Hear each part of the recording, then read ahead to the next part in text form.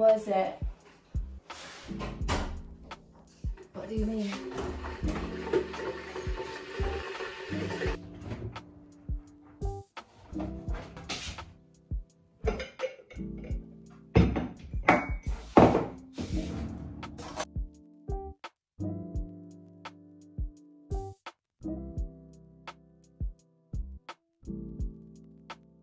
Tapos na akong mag-ready kasi pupunta dito yung aking sister-in-law.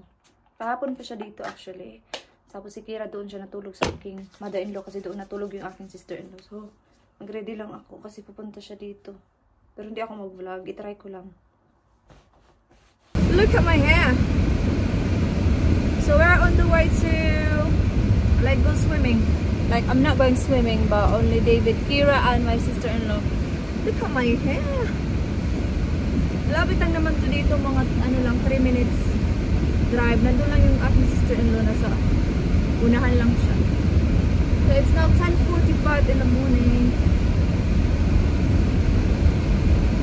Maybe I will do video just a little bit. It's nice and sunny today, isn't it? It's really good. So we're going to Eastbourne to do our food shopping. Food shopping, we'll go to Sainsbury's or something. Yeah. But if she wants to get your Mother's Day present, then go to Eastbourne. Yeah. But we'd only get a use. Ito yung aking sister-in-law. Nasa Kira, nasa likod. Nandito lang ako ngayon sa gilid. Bawal kasi mag-vlog ng doon talaga sa swimming pool. Kaya nakikita ako sila but hindi ako pwedeng mag-vlog kasi may nakabantay. So yung sister-in-law ko is nag-bihis na siya kasi tapos na ata siya. Tapos pupunta kami sa bahay ng aking in-laws kasi doon kami magpalipas oras kasi manonood si Div ng football. And then we're going out for our weekly food shopping maybe later in the afternoon. So yeah, yun yung gagawin namin today. And sana nakapag-vlog ako, no bawal talaga kasi mag-vlog dito. Kasi maraming mga bata. So how's swimming? Swimming good? Yeah. So pupunta muna kami sa bahay ng aking in-laws kasi doon si Div manonood ng football. It's 11:50 in the morning. Doon lang si Kira.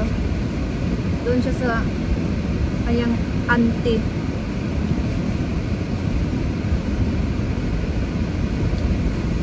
Malapit lang naman dito. 5 minutes lang naman. And then doon yung school ni Kira. Tapos dito lang yung swimming pool. It's really nice and sunny today.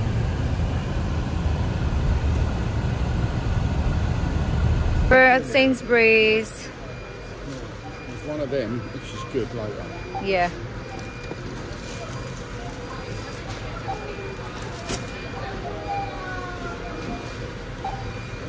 May nag-grocery.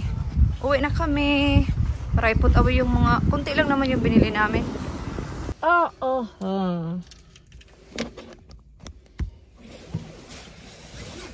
Si Kira is nasa park. Sama yung lolo niya.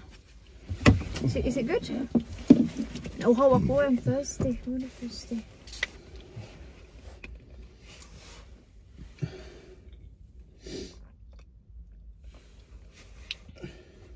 Fudge brownie. Dito na kami sa bahay at i-put away ko na yung mga binili namin sa Sainsbury's. Hindi naman ito marami, isang bag lang. Isang ganito. So yung binayaran ni Dave is 48 pounds something. So yeah. Kita ko lang sa inyo, so bumili kami ng tortilla, wraps, itong dumpers for school, hot cross buns, pita bread, tartar sauce, ilagay natin dito. Dahil hindi pa ako nag-take ng vitamins, mamaya na yan. Then, oil, saka chips, coleslaw, kay Dave yun. Prawns, pang salad sa work, mangga, sausage, corned beef bakes, mashed potato, dalawang milk, toothbrush ni Kira. Kasi di ba, kumuha na, hindi ko naman yan kinuha.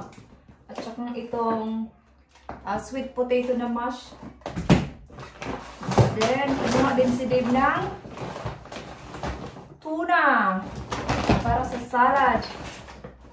Oranges. Ano ito? Be good. Salad dressing. Try ko yan kasi mag-salad ako sa work. Potato scones. Wet wipes kasi naubos na yung aking wet wipes. Bananas. Apple para sa hamster. Kinder egg para kay Kira. At fish fingers. Yun lang naman yung aming grocery for today's video. Yung vlog na to is nasa sa ano lang kami guys. Sa sasakyan halos yung vlog na to. But wala naman kasi kami ginawa today. Kasi nga nandito yung aking sister-in-law. Kasi pag nandito yung aking sister-in-law, doon talaga kami sa aking in-laws mostly nag-spend time. Like, catching up, chat, have a coffee, and chat, mga ganun. Very in tradition kasi talaga nila yung mga ganyan ba.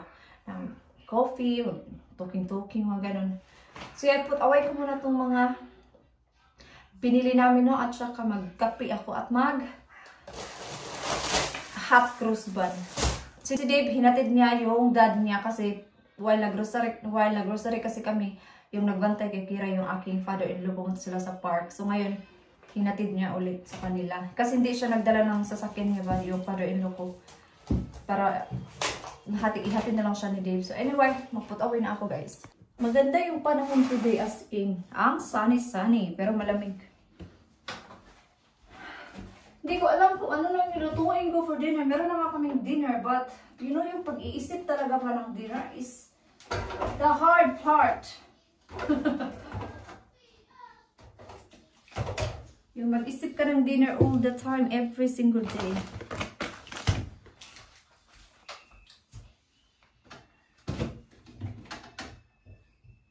Yung ano ni Kira, grapes na hindi niya naubos.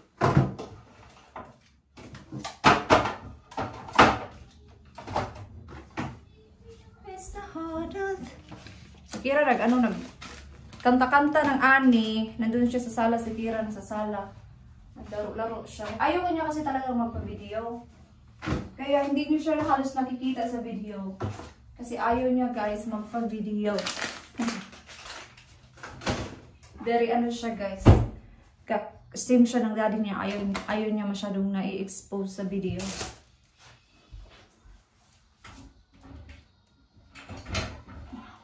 Pero hinahayaan ko lang din kasi ayaw niya talaga.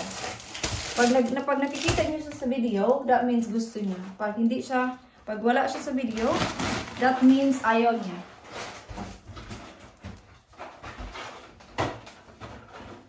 Lunes na naman bukas. Work. May school na naman bukas. Walang work si Dave this week. Until this week, wala siyang work. But next week, pag work na siya. Grabe, ang puno man itong nagpuno na naman ang freezer ba? Naiinis ako pag puno. Kasi, hindi siya ma-close. Hindi na naman siya ma-close.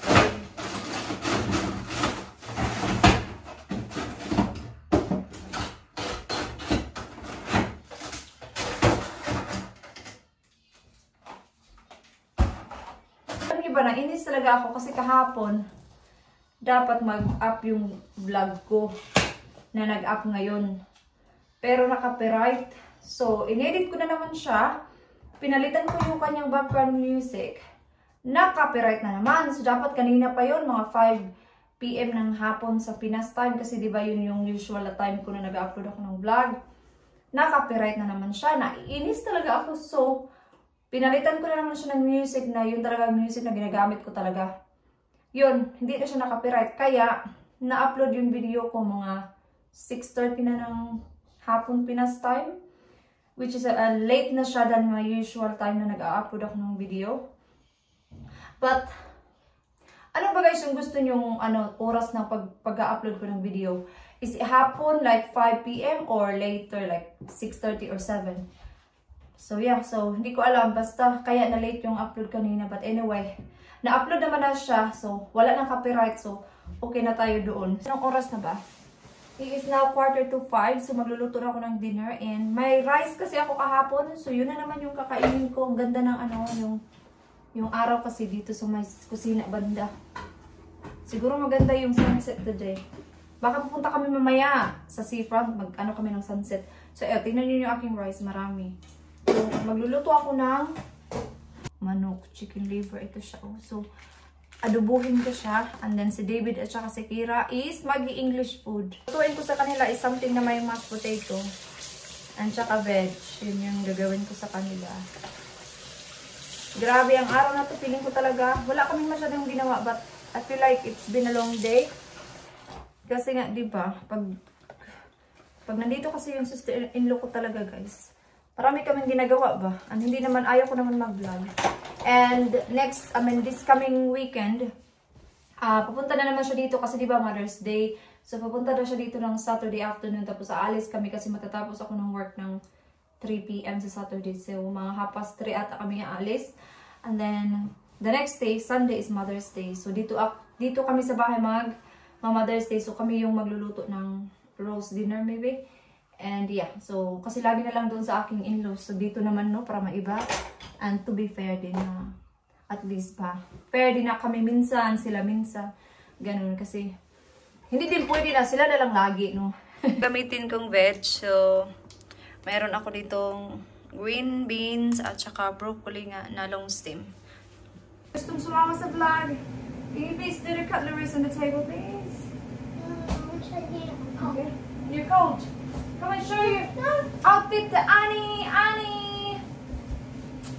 Oh. Oh. Na na na na na na na na na na. Remember say hey, because then I can see Dad come in. Yeah.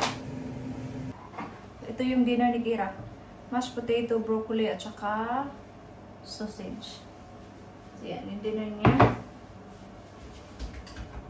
Tsaka kunin ko yung dinner ni Dib. Wow, ang dinit. Napaka. Ito yung pie. Ito yung vegetables. And then yung akin is, initin ko lang yung aking rice.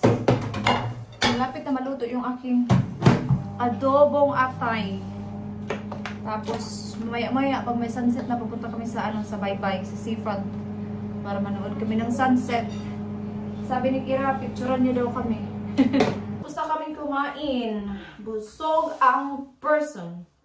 Busog din si Dave. Sabi niya, ang dami daw. So, ngayon, maghugas na tayo and then para makapunta na tayo sa seafront. Kung hindi, tama rin. So, di ba, mag-shower na siya. Tapos si Kira magbabat. Tapos pupunta na kami. Kunti lang naman yung hugas namin kasi 3 lang naman kami.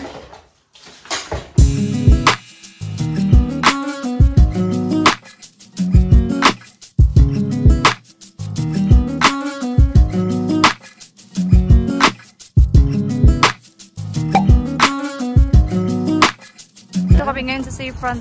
Hang on! Oh, look at the sunset! Beautiful, Kira! Come down! Slow down! Lahat na ng down. Ganda talaga pag ganito, oh. Ganitong oras. Yan yung main road. Okay!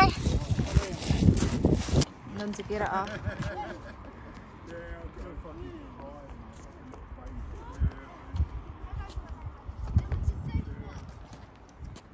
He's coming.